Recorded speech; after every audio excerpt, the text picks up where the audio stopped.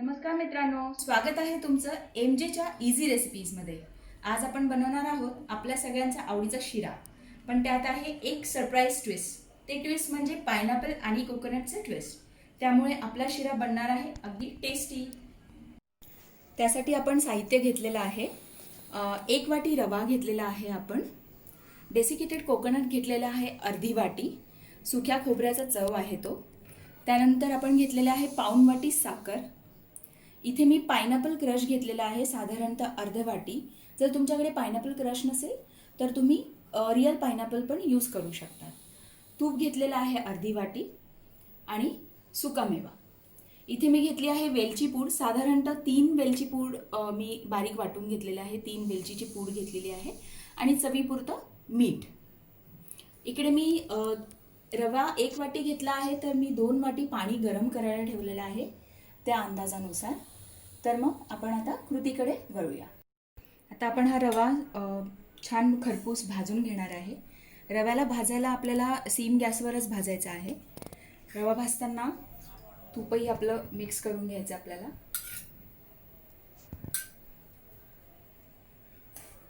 आणि छान मंद आचेवर खरपूस होईस्तोपर्यंत शिऱ्याचा रवा आपल्याला भाजून घ्यायचा आहे.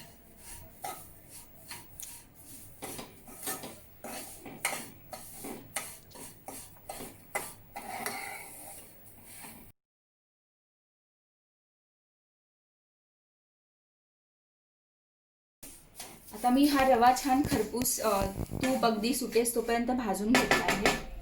तुम्ही बघू शकता छान असा खरपूस रंग आला आहे रव्याला. आता आपण त्यात डेसिकेटेड कोकोनट जे आपण घेतलं होतं ते टाकणार आणि 1 मिनिट छान ते सुद्धा रव्याबरोबर आपण भाजून घेऊ.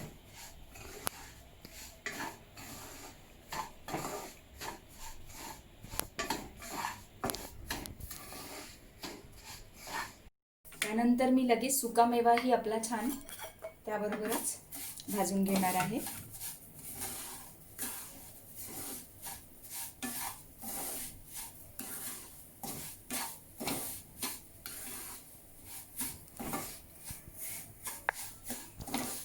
आता हे छान भाजून झालंय. आपण आता यात थोडं आपलं 2 जे वाट्या मी गरम पाणी करून घेतलंय ते टाकणार आहे.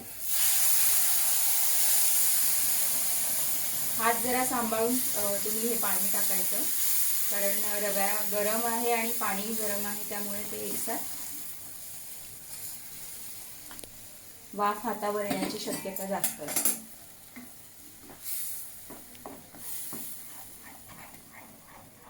आता आपण चिमूटभर मीठ टाकूया त्यात चवीसाठी.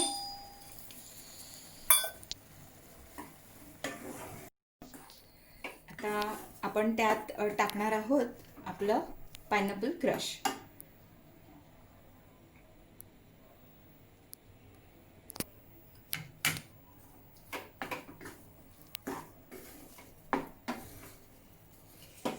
मस्त असा सुगंध येतो पायनॅपलचा.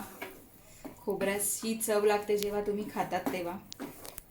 एकदम सुंदर आणि टेस्टी होतो हा.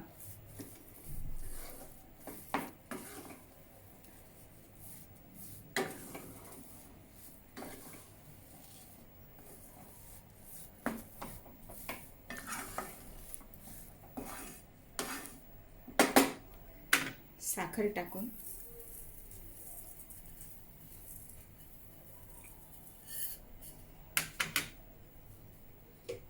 त्यावर आपण एक वाफ येईस्तोपर्यंत झाकून ठेवूया. 5 मिनिटानंतर आपण ते चेक करूया. छान वाफ आली आहे. साखर आपली छान वितळायला सुरुवात झाली आहे.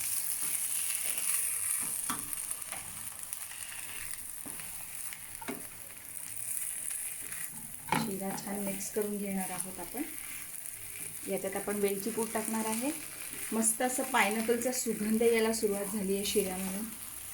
खाताना अगदी टेस्टी आणि सुगंधानेच त्याचं मन आपलं खाणाऱ्याचं भरणार आहे. आता मी यात वेलची पूड टाकणार आहे.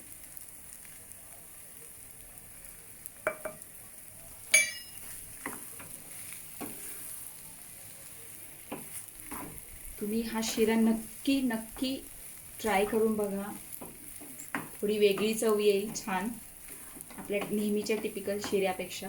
तुम्ही याच्यामध्ये मँगो क्रशही मिक्स करू शकता किंवा रिअल मँगो, आता मँगोचा सीझन येणारच आहे किंवा रिअल मँगोही टाकू शकता. साखर मिक्स करून घेतल्यानंतर पुन्हा मी 1 मिनिट शिऱ्याला वाफ काढून घेतली आहे. आता आपला शिरा सर्व करण्यासाठी तयार आहे.